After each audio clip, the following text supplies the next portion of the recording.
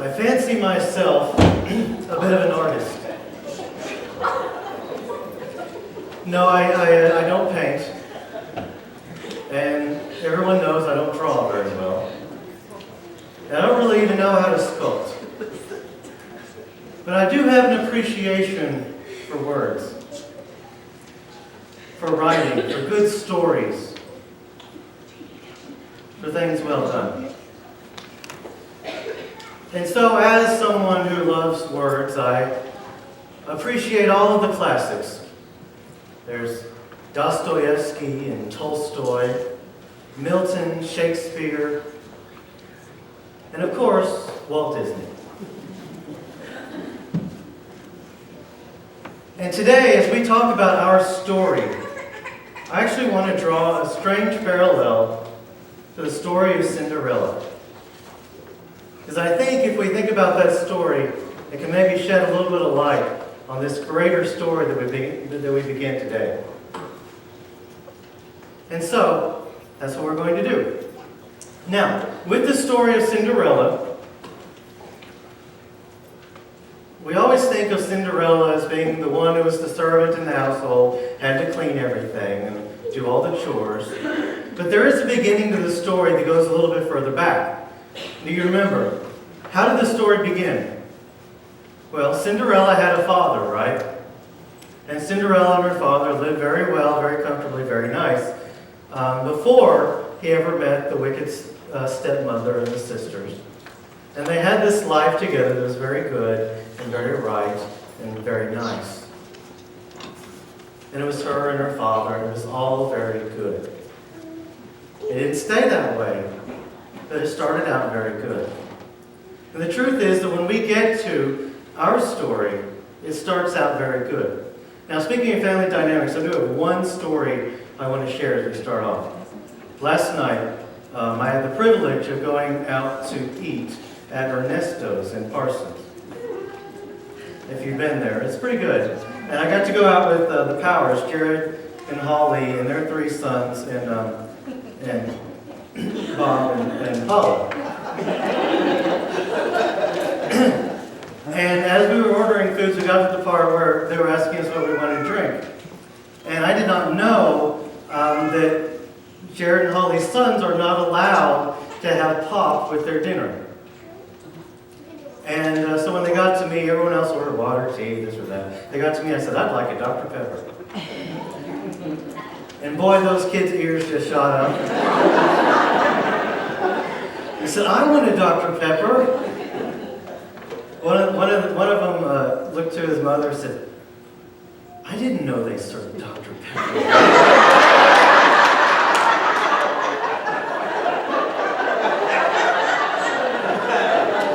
Like it was a great secret. I let the cat out of the bag. Right? Long story short, they got to have Dr. Pepper with their dinner. It was my fault. I didn't know whether to apologize or say you're welcome.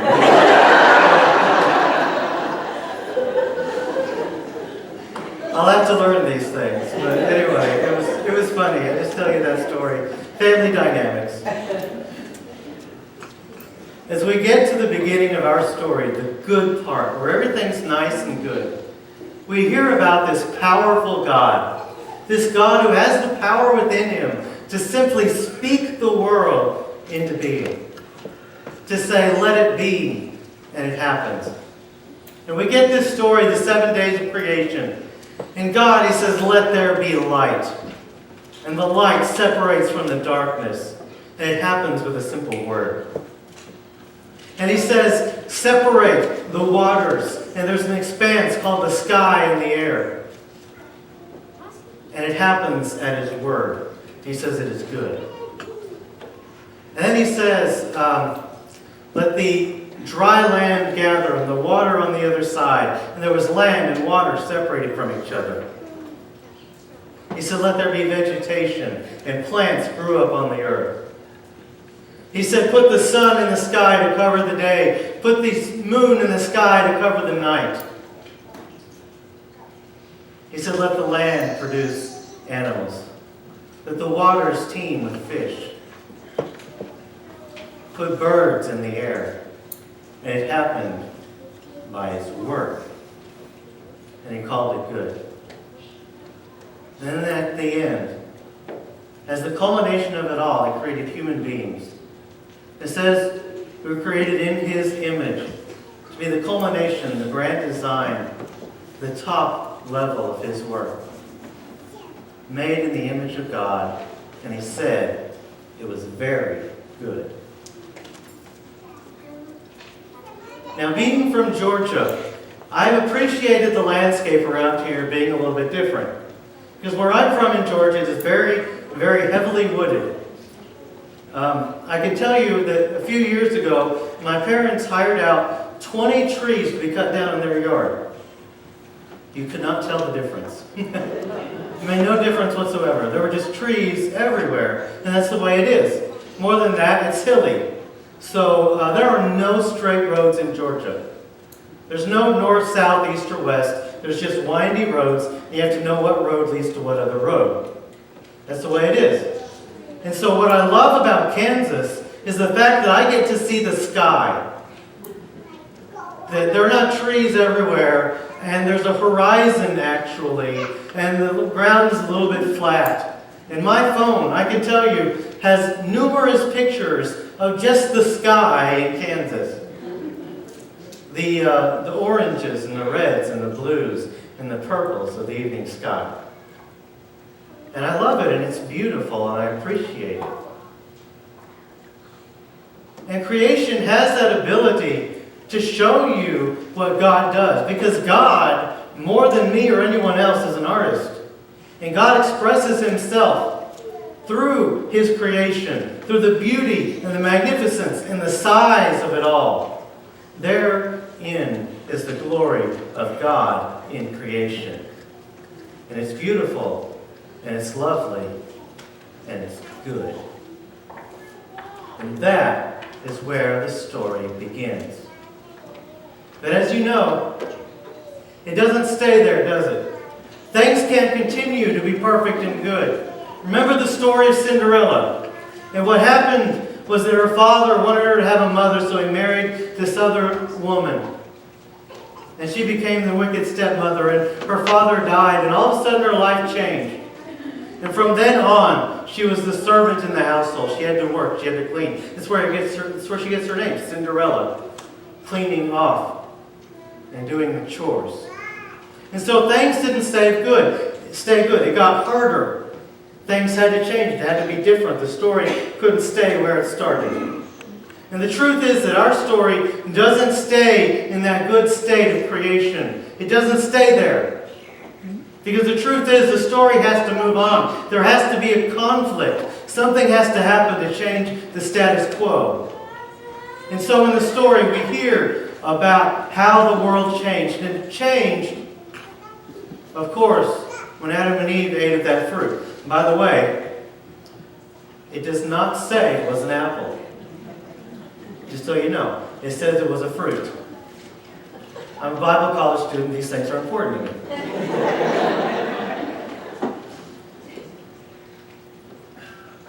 Everything changes when they partake of that fruit. The serpent, of course, comes and tempts Eve, tells her that she won't surely die. Remember, one rule in the whole world, and they couldn't follow it, right? Can you imagine one rule in the whole world, and they still couldn't do it? And so they partook of the fruit, and sin entered the world, and the world has been different ever since. The story didn't stay in that ideal state. And so from then on, humanity has been different.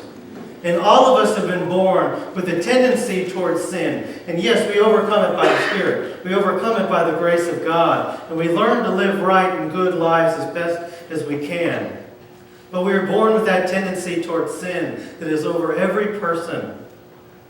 And more than that, this world is full of trouble and hardship. It says that for Adam, the earth would become hard to work. And he would have to labor and toil and sweat just to feed himself. Now I imagine we have some farmers in this room, and you know very well what it means to work by the sweat of your brow just to get enough. The earth became harder and more difficult. And for the woman, for Eve, it said that she would bear children and would be painful and difficult. And I imagine there are a few of you in here who know what that means. But it became more difficult. And we look around in the world today, and we can't deny that sin has had its effect. Because we know that the world is not as it ought to be. It's not as it began. It's not as God designed it. And we turn on the news and we think that the world is going crazy. And it's different. And all of this stuff is happening. And we're not just talking about sin with a small s. That is the things that we do that are wrong, the mistakes that we make, the things that we aren't supposed to do, or the things that we should do. But we're talking sin with a big S. That means everything that's wrong with the world, everything that's going in the wrong direction, all of the violence, all of the pain, all of the disappointment, the tragedy of the human condition, that we desire the world to be one way, and it can't be that way. And it all began with that sin. The story got more difficult. Cinderella had to go to being the servant of the house. So on one hand, we have the beauty of creation, the magnificence of God's artistic work. Act 2, we have the fall of man, sin. Now remember how the story goes. It doesn't just stop with Adam and Eve. Adam and Eve had 2 children, Cain and Abel. And you know that story. God accepted Abel's sacrifice, but not Cain's.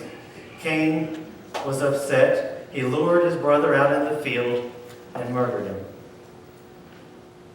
And the world began with sin. It took the second generation for murder to happen. That's the nature of the sinful world. By the time we get to Noah's Ark, we have only one righteous man in the whole world to be saved. And even he made his mistakes. It's sin changing the world. But before we despair, before we think that this world will never be right, before we think that this is the end of the story, know that this story has a beginning, a middle, and an end. And even though we are 30 weeks away from the end, we're going to talk about it now. Because the ending really matters. And it changes the way you see the beginning and the middle. When you know that the way that the story ends. Because in Cinderella, the story got better. And it changed. And you have that famous image of them riding in the buggy and the words come up, happily ever after. And you know that although it got hard for Cinderella, in the end, it got so much better and so glorious that you forgot about that tough life she lived before.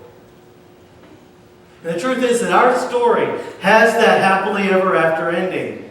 And even though we live in the hard part of the story, eventually it's going to look small in comparison to when our Prince Charming shows up and takes us home to be with him.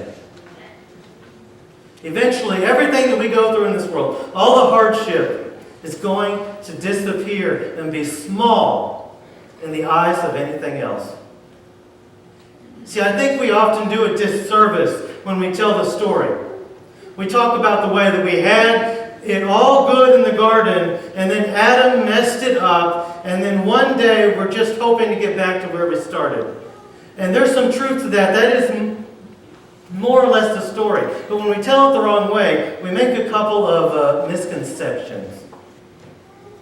Because you see, if you told that story this way with Cinderella, it would be that at the end of the story, her father came back to life, and they had lived happily ever after in the old way.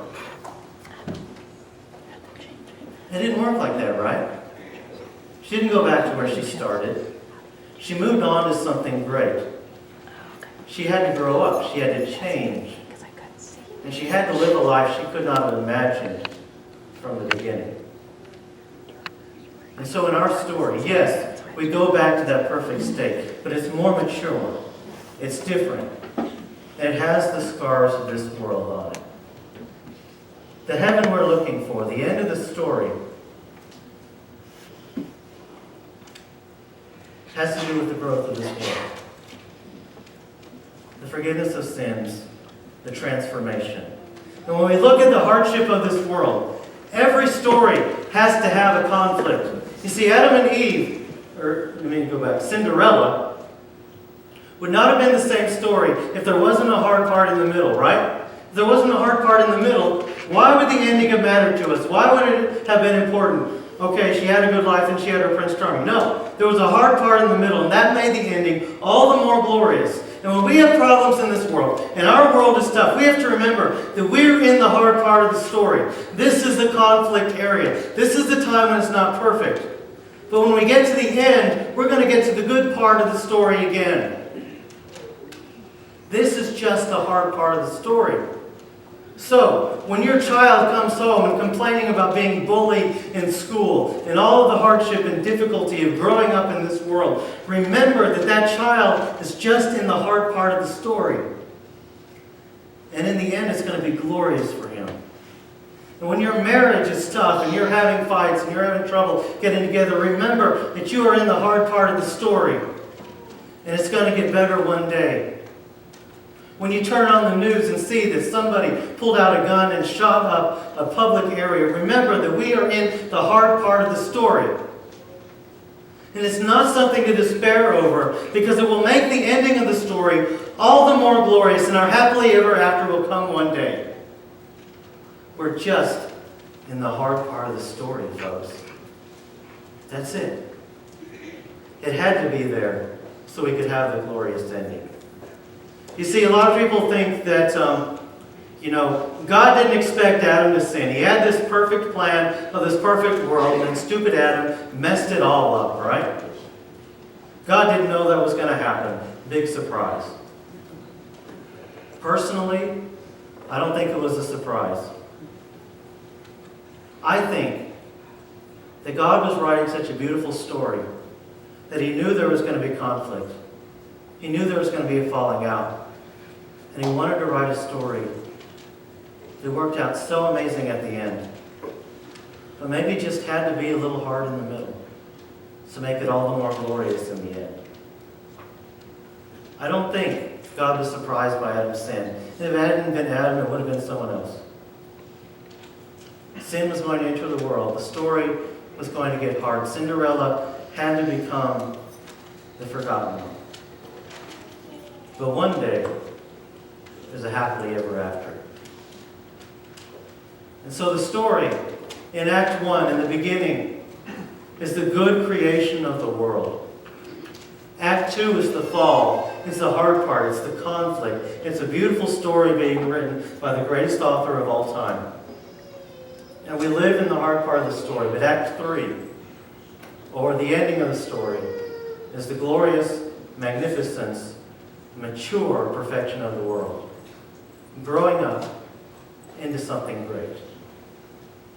And God will make it all right and all good. And everything we go through now will seem small in comparison.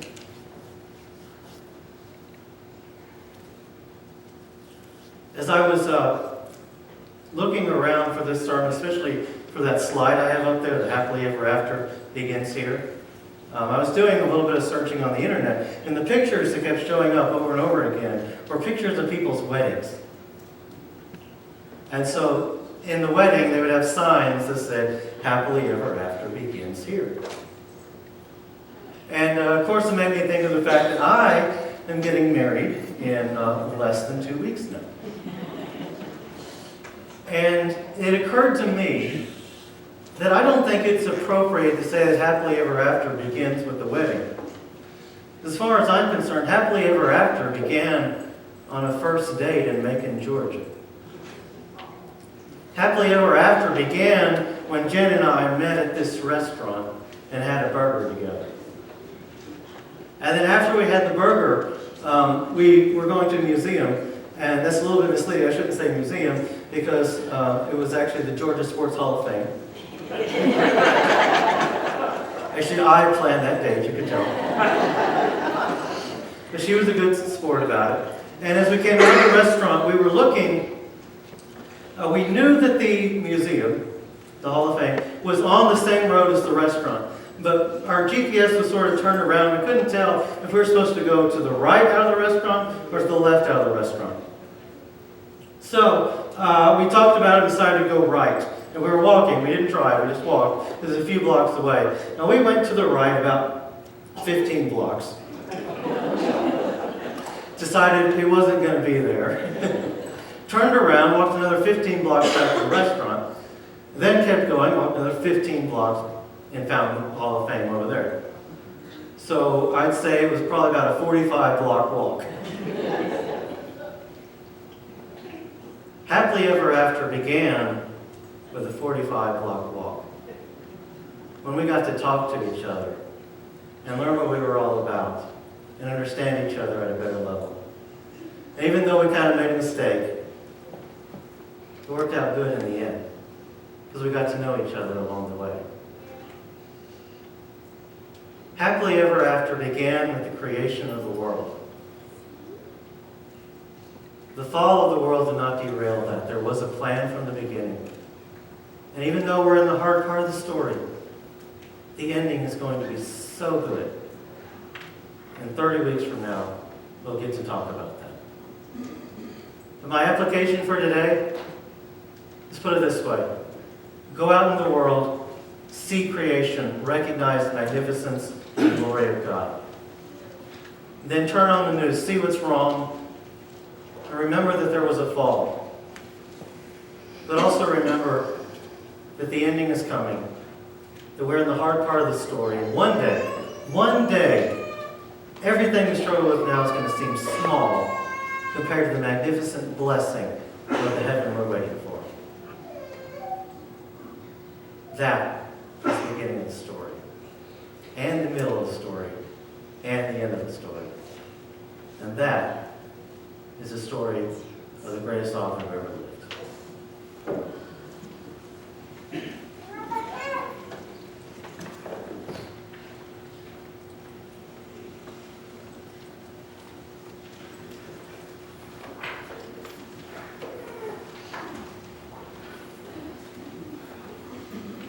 I wanted to burst into applause. It was awesome. Woo! Awesome from the point of view of an English teacher. Man, well-written sermon, the Cinderella parallel. Oh, A+, Tyler. Oh, I'm a happy woman. And then from the point of view of a Christian, oh my gosh, hello. We're in the hard part of the story and the good ending is coming. Stand up. Hey, if you have a decision you'd like to make, now is the time to come forward. There is no better time than right now. Let's sing about the one who is worthy.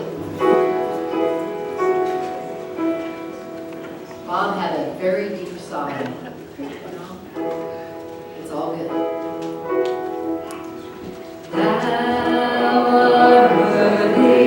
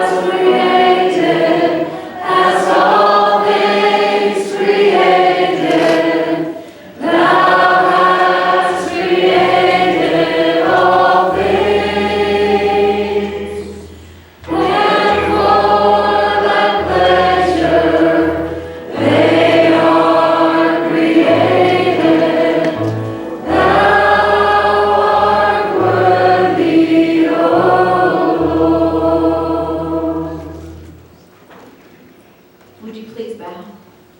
Dear Heavenly Father, we thank you so much for this beautiful day, this beautiful week, Lord, that we have all just been immersed in your word and in the glory of your creation, Lord. We thank you so much for helping us to understand that we are in the hard part of the story and just to hang in there because we know that great ending is coming that you have prepared for us. Lord, if there is someone here today who is not sure of their ending, Lord, I ask you to prick their minds right now to know that they need to accept Jesus Christ as their Savior. There's nothing more that we would want, Lord, than for them to share in that happily ever after with you and with us. We love you so much. It's in Jesus' name I pray. Amen.